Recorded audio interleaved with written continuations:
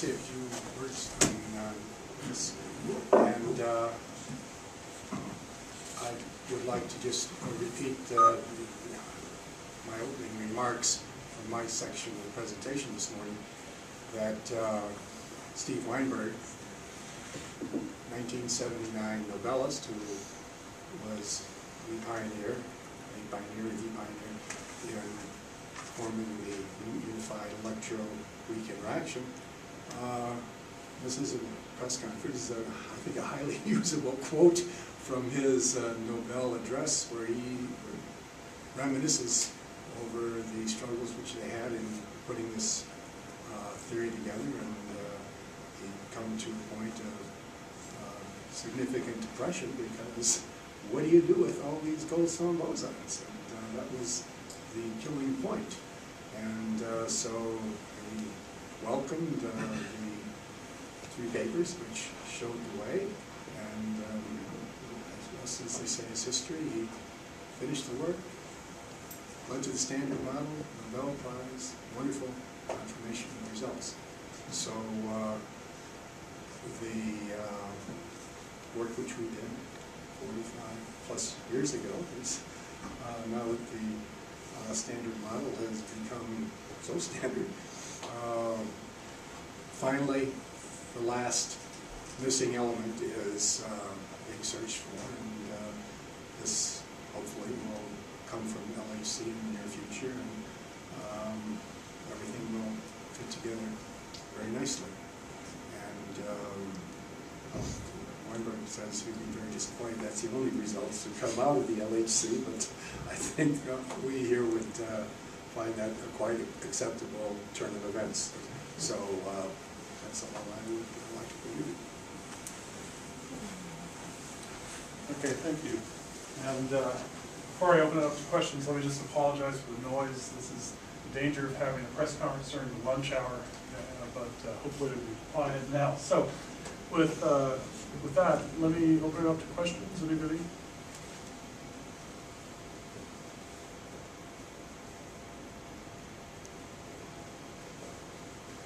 Yes. I guess if LHC doesn't find the Higgs boson at the energies that are predicted, what does that mean for your work? If you don't find, I don't know. Well, it depends what you mean by don't find. I mean, there are various alternative ideas. I mean, there can be many Higgses, and they can be in different mass ranges. If you really can prove that there isn't one at all, then I think somebody has to do some rethinking of the model. Well, maybe you've already done rethinking. We did some trial rethinking in our original paper about that, because the point is that there's one thing, which is the fact that the absorption of the Namu-Goldstone boson, these massless type of particles which stop being massless and just they get absorbed to give a mass to the gauge bosons. That, to me, is the essential part of the theory. The simplest realization of the mechanism, which we developed in our paper and which was also developed essentially also by Higgs,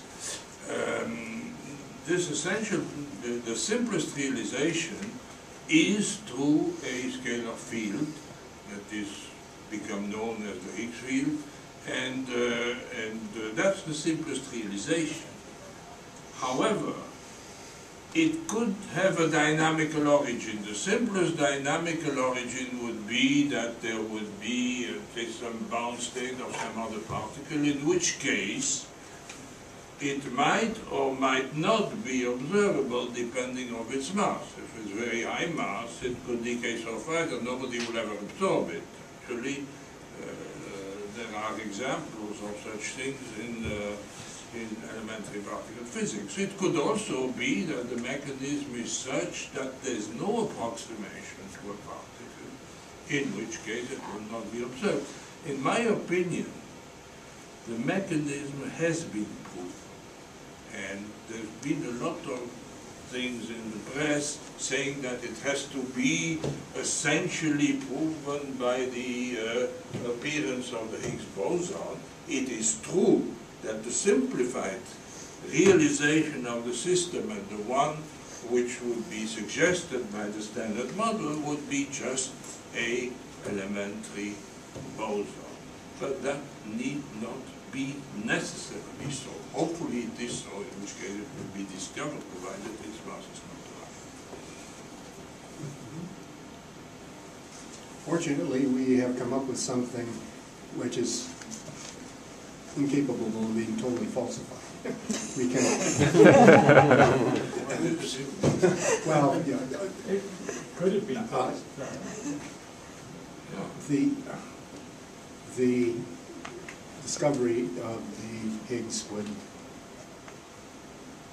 go a long way toward convincing us of its truth. But I think my peers here are saying it can be falsified. Of course, any theory can be falsified if it's a physical theory. But within the broad time horizon that we're looking at, there are enough escapes that it's hard to imagine it's true falsification. I'm not in complete agreement with this.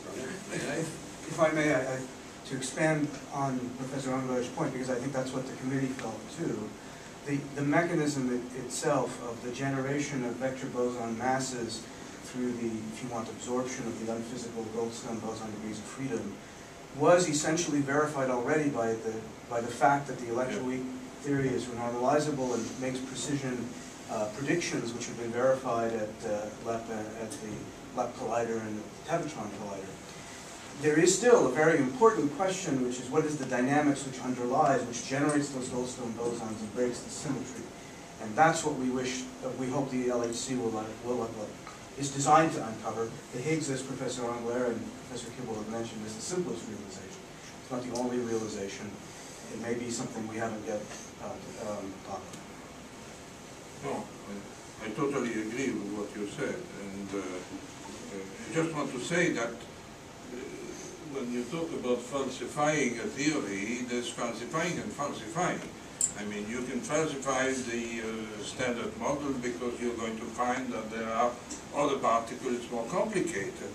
Newton's law was falsified by general relativity, but it's not false. Newton's law is still valid in the limit of its applicability, and that's how physics works. And I think the mechanism for having short-range interaction or equivalently massive gauge vector bosons, that, in my opinion, has been proven. It won't be falsified. It can be improved or modified, but it cannot be falsified in the sense that the Newton law is not falsified by general relativity. It has a limited range of validity, that's all. Well, that's my opinion. Questions, more questions? I have one, sort of starting from the opposite point that Sarah was starting from. Assuming in a couple of years we have found the Higgs boson, Yeah. Looking back several decades, did you think that it was going to take this long? I would just comment, when we did this, it was not clear at all that it was going to have physical application, although it was very clear that what we had done was just something extraordinary within the context of the existing framework theory.